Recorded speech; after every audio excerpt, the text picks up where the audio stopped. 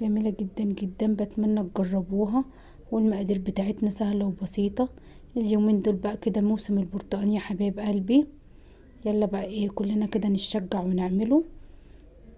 احنا هنجيب كده البرتقال البلدي بتاعنا، هنغسله حلو ونحصره على عصارة ونعمل بيه احلى كيكة.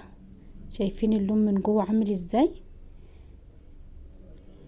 وقد ايه الكيكة طرية ومظبوطة وجميلة جدا جدا. ان شاء الله هتعجبكم.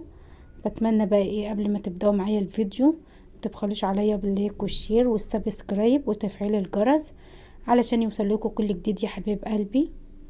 انتوا عارفين بقى ان بصوا انا كنت بقطعها سخنة، فكانت بصراحة ايه العيال مش صابرين على ما تبرد.